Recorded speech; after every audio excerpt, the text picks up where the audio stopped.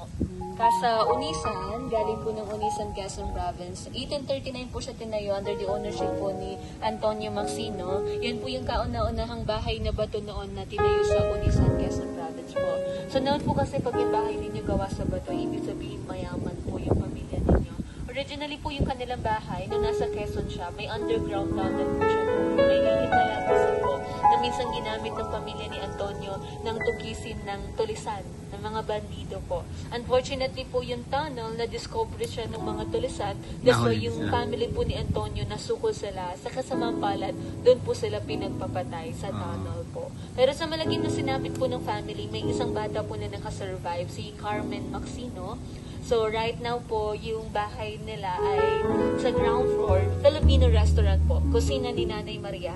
Sa second floor naman po, bulwagan or function room. So, yan po, Casa Unisan po yan. Yung puting bahay po na nandun, galing naman po ng Nueva Ecija. Casa Jaen, uno, ng Jaen Nueva Ecija. 1901 po yan tinayo. Pagmamayari po ni Don Hilarion Santiago Esquivel. Ang tawag po nila sa bahay White House. Hindi po dahil kulay puti, pero yung first mayor po kasi ng Jaen, dyan po siya tumira sa bahay po na yan. So if you notice po, no, sa bubong na bahagi po niya, mayroon kayo makikita dyan ng mga disenyo na tila corona. Ang tawag po nila doon ay acroterion or crown calados.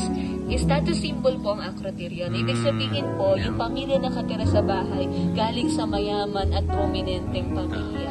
Pag uwi nyo po ng bahay nyo sa ibang bansa, pwede din po kayo magpalagay nyo. Ayan, papagawa na ako. Sige sir, wag nila ipagkalat sir, baka mautangan po kayo. Ayan, yung long building naman po na nandun. So yun naman po galing yan ng Escolta Manila, Paseo de la Escolta, from Escolta Manila po. 1900s po siya itinayo.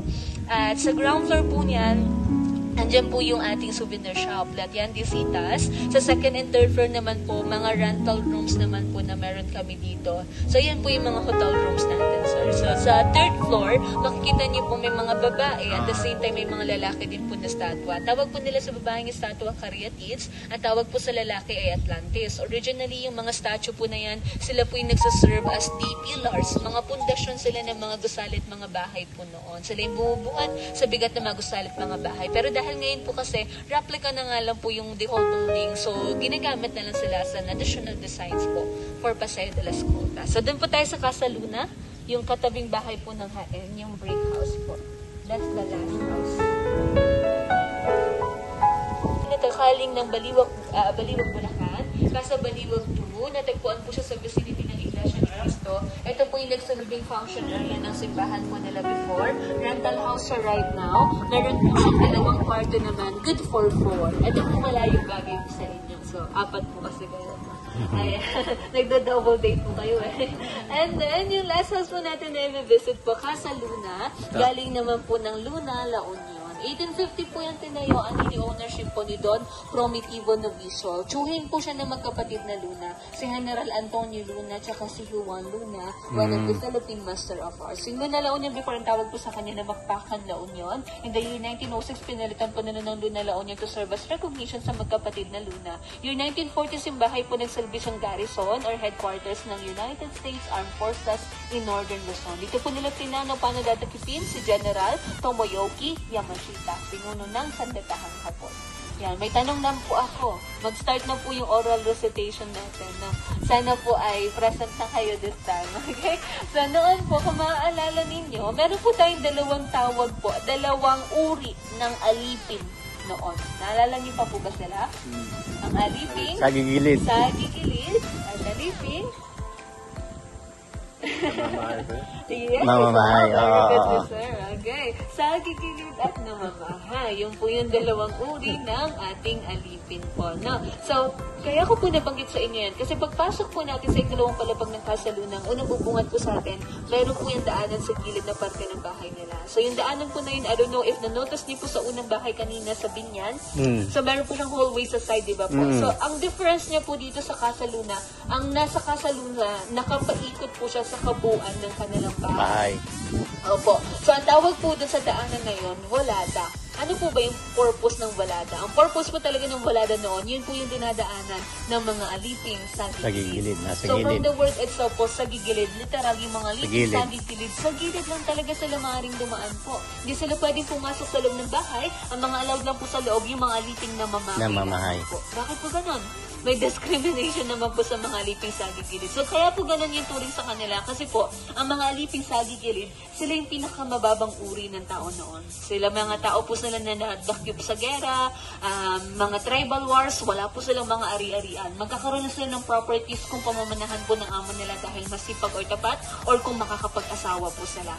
Then aside from that, yung mga sagigilid, pwede din pong ibenta or di kaya ipang regalo ng kanilang mga amo. So in short, talagang slaves po yung turing sa kanila. No? So right now po yung bahay po kasi, Antique Museum for the Antique Collection po ng Family Acosar. Sa tuwing bumibisita po kami sa bahay, may huling pakiusap lang po ako sa inyo. So kasi po, kailangan din po natin dumaan sa gilid na parte ng bahay mamaya. So pag akyat po natin dyan, doon din po tayo iikot sa gilid po. So, sagigilid kami. Di naman po ibig sabihin, sagigilid po tayo. So, yun naman po ay bilang pagbibigay ingat lang po sa antique collection. So, for experience na din po, di ba po? Ayan. So, makikita niyo po yung haen, tsaka luna, meron silang balcony sa may likod na parte ng bahay nila. And then, yung kaninang third house na binisit natin, yung lubaw, ang balcony po nila nasa harap naman po. Alam niyo po, may pinagkaiba pa po yung harap na balcony at likod na balcony. Pag yung harap ng pag yung bahay ninyo, nasa harap yung balkonahe niya, ang tawag po doon, veranda. So, yung nasa lubaw, veranda po yun. Pero pag nasa likod na parte na ng bahay, tulad po ng haen at luna, ang tawag na po sa kanila, azotea.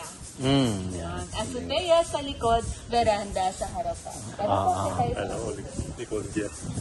ang kilala lang po talaga namin is si Pilar po. So, pero ito po, may kahawig daw po siya. Sino pong kahawig? Artista Ayan. So, marami po nagsasabi na kahawig daw po ni Lito Lapid. So, sabi nila, no? Minsan, Manny Pacquiao pa nga po eh.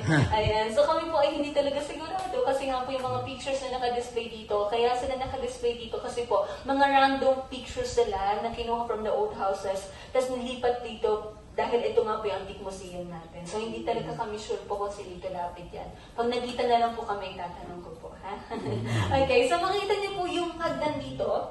Ito po yung pinakamatarik na hagdan dito sa Las Casas po na makikita niyo dito. So, yes po, sobrang tarik po niyan. So, alam niyo po na noon, sinasadya po talaga nila na matatarik yung hagdan nila. Bakit po? Kasi po, uso yung tulisan, yung mga bandido. So, para nga naman po, pag sasalakay yung tulisan, mahihirapang umakyat. At the same time po, pag nasa taas kayo, isang tulak nyo, dire-diretso na po sila sa ibaba. So, kaya po ganyan, katatarik yung hagdan. Although, hindi po niyan pinapadaanan ngayon kasi delikado po siya. Kaya, sa azotea po talaga tayo dumataan. Marami na po nahulog dyan eh. Mga tour guide po. Ayan, so dito po tayo sa may kulada. So, dadaan na po tayo sa gilid. Kaya hindi po talaga ako dumadaan this way. Si Lupita po. Ito po yung gilid na dinadaanan ng Sagigilid. noon. So imagine po, no, literal sa gilid lang po talaga sila dumadaan. So, kasi para hindi po sila makita ng mga bisita, at the same time, hindi din sila, ganong exposed din sa mga amo nila. Yan, kaya dito talaga yung daanan po nila. May discrimination po talaga. Okay, so halos lahat po na makikita nyo rito ay antique collection po ng Pamilya Acosar, including po yung mga bust ng national heroes po natin, yung mga cabinets po, yung mga musical instruments, antiques na din po yan. Pati na din po yung mga furnitures. Yung mga pictures po dito, nabanggit ko na sa inyo kanina, mga random pictures po sila, no, na nanggaling po from the old houses that was transferred here. So, kinuha po yung mga photos na yun, pinagsama-sama dito to serve as collection. Hindi nga po namin kilala kung sino-sino sila. Makikita po natin yung ating ice crushers. Opo, yung makikita nyo madalas sa palengke noon. Then, meron po tayong oven, yung nasa gitna. Meron din po tayong Serena. Yung kulay red po na yan. Serena po yan. Opo. Tapos ito nasa para po niya gilingan ng bigas. Meron kami yan. Opo, minsan mais po yung ginigilin dyan. Then meron din po tayo dyang machine gun, yung mahaba po. Yung nasa likod ng machine gun, meat grinder po. Then, meron po mga jars, may mga radios po, yung nasa cabinet, projector, may phonograph, may cook-in can collection din po, then may camera, yun po yung kulay black, and then coffee grinders. Tapos dito sa kabila po, ito naman yung diuling. Diuling. Plansyang diuling po. Ang kauna-unahang plansyang diuling, sir, alam niyo po, it started with this one. Ayan. So, after the prensa di pa, ganito na po. Ito po yung una. So, ang tawag po dito, prensa di corona. So, ilalagay niyo po yung charcoals niyo sa ibabaw. Then, from here, sususukan niyo po siya ng kahoy to serve as the handle kasi it's made out of metal. Of course, mag-iinit po yan, mapapasok kayo. Sa Maria Clara at Ibarra, ganito po yung gamit nila doon. So, after naman po dito, familiar po kayo with this one? Opo. Gumamit na. Nahalata ko na yung age ni mama. Sabi ko, oo.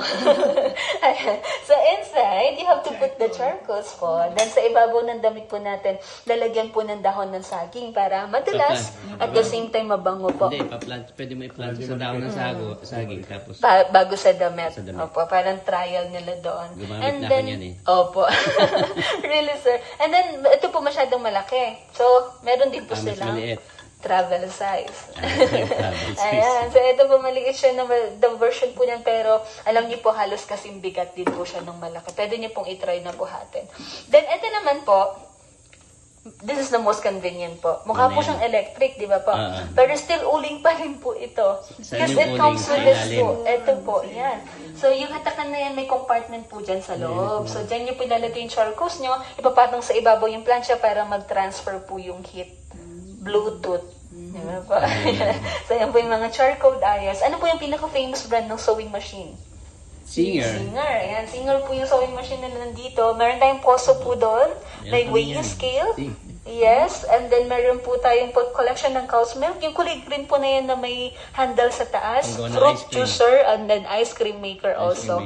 Yes. And then, ito po, fire extinguisher. Yes. Then, sa dulong part, yan na po yung kasilyas. Ayan. Yan na po ang toilet. So, ang kasilyas po, yung term na ginagamit for toilet po. Latrine. Latrine type po siya. So, inside latrine, butas lang po talaga. And then yung mga gumagamit po, naka-squat po sila. Yan.